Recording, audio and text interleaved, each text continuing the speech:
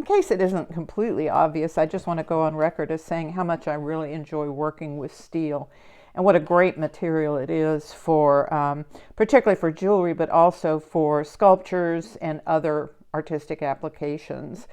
In this demo, I want to talk to you a little bit about some of the practical aspects of working with steel. Things like where do you purchase it, what are you looking for, and also some of the tools and techniques that I use.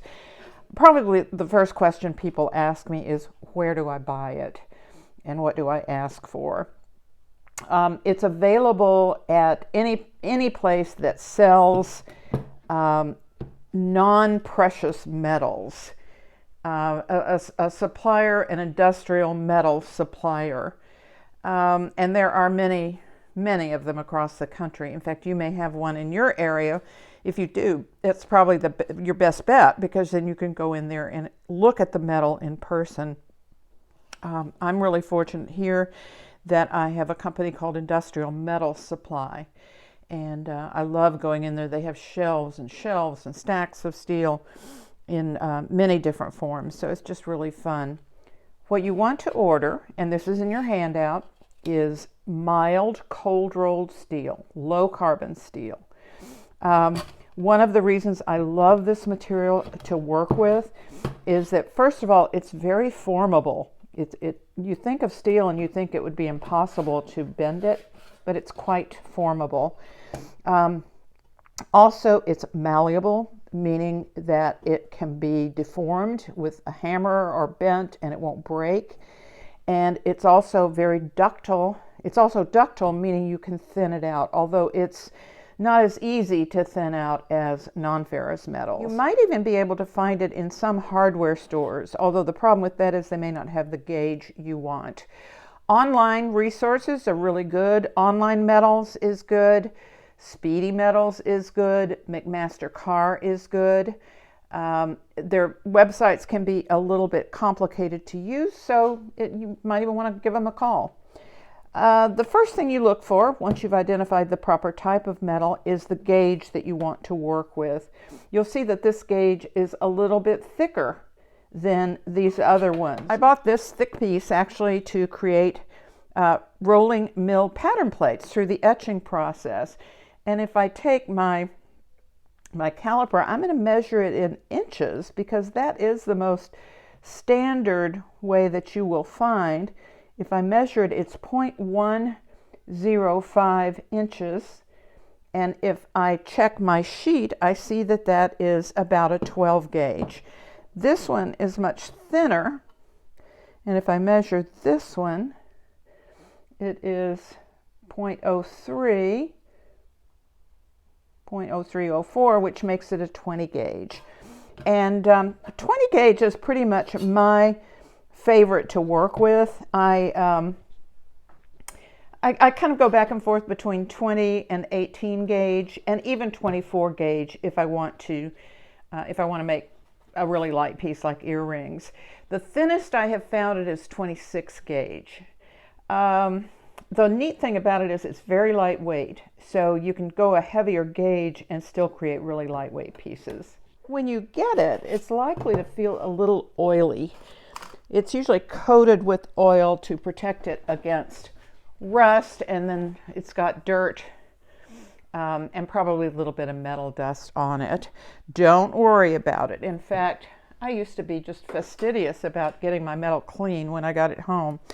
But it's not important until you start thinking about applying a surface treatment to it. You can just leave it, kind of oily and dirty.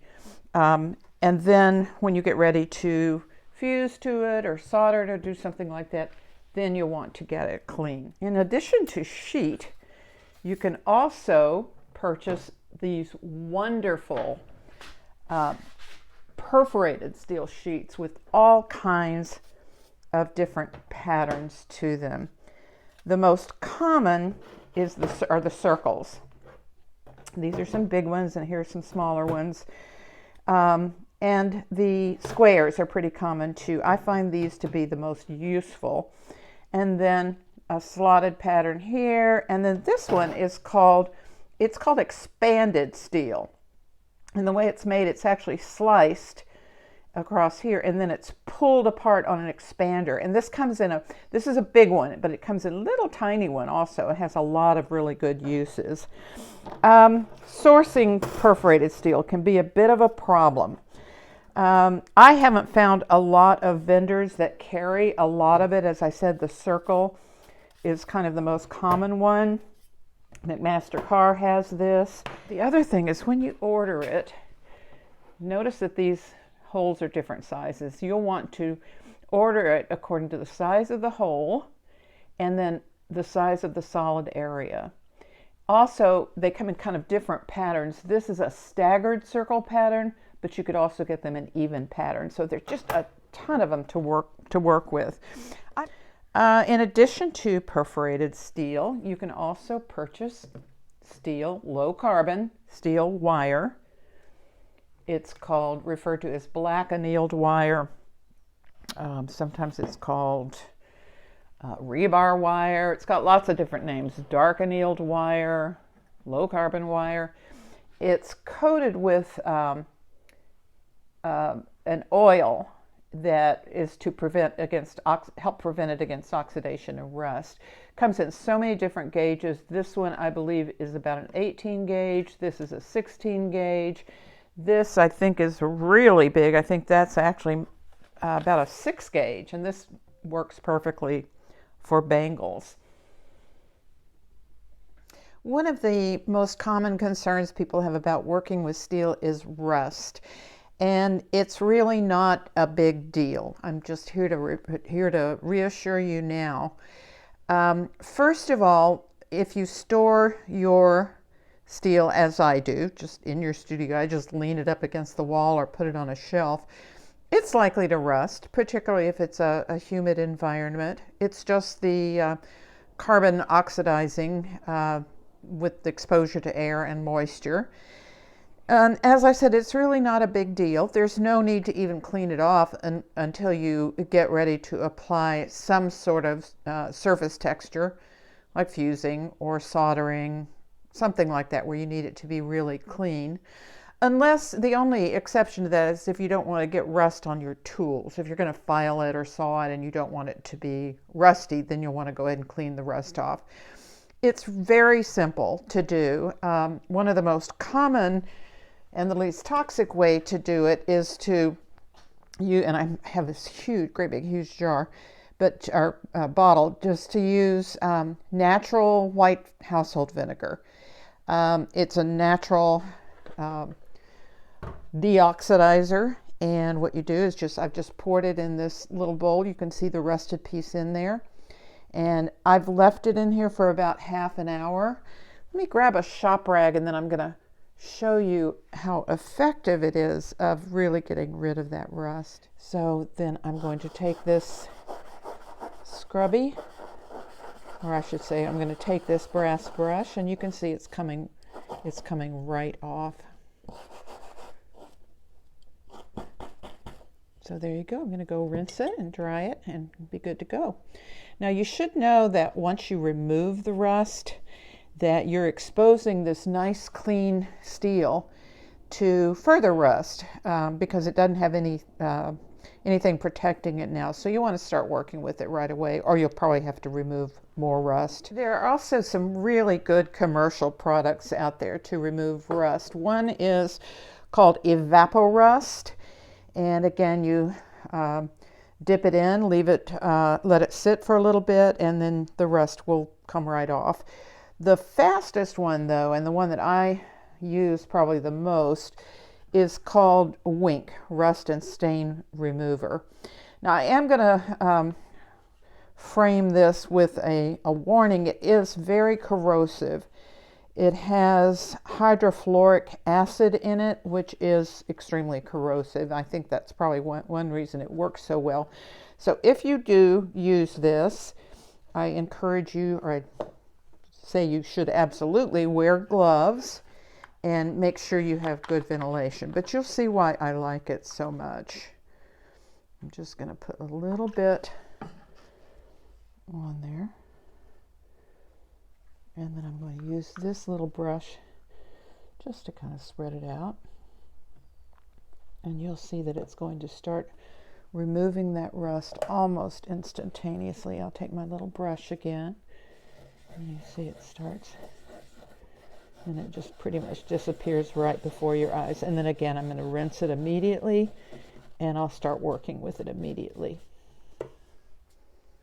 When I get my steel back to my studio, I usually have to shear it down because I buy it in pretty big sheets, and I want to shear it down into workable sheets. So this is the shear that I have used. Wasn't terribly expensive. It's made by ShopFox. I think I got it on Amazon. I think it was under $200. It's a 12-inch. I've had it for 2 years, a little over 2 years maybe, and all I cut on it are almost exclusively steel, and it's still pretty much as sharp as the day I got it. Now, I don't mind using this one on steel, but if you have more of the more expensive ones, that's not the open-throated ones, that's just the parallel, then those things are very expensive, and I'm not sure you'd want to use it on steel. I actually started with a very cheap one from Harbor Freight, and I used that for like 4 or 5 years. And it wasn't even so much that it started getting dull, as just that the bolts started falling out of it. So anyway, really you can get a lot of use out of a good shear with steel. So what I do is I would obviously probably have drawn a line on it, my cutting line. Make sure you push it all the way back against the throat. Line up your line here. This is 20 gauge, and you'll see how easy it is to cut. Then this is 18 gauge. Ordinarily, I wouldn't go much thicker than 18 gauge, although it would cut 16 gauge. Again, line it up in the throat, and you'll see very, very easy to shear it down. So I will do as much cutting on my shear as I can before I actually take it over and start sawing it. Another cutting tool that I find really helpful when working with steel, any metal actually, are these sheep hoof trimmers, sheep and goat hoof trimmers, shears, and obviously the name tells you what they're used for. They are very durable. I've had these for years, and these particular ones are made by Saboten, or let's see, Soboten. I'll make sure it's on the resource sheet. And let me show you why I like them. This is 20 gauge. That's probably the thickest you can cut with them. And it does take a little wrist power, a little hand power, but the good thing is you can also cut curves. And so they're really good for smaller pieces where you don't have to make great big huge long cuts. So I really like those. I think they're very handy. So goat hoof trimmers.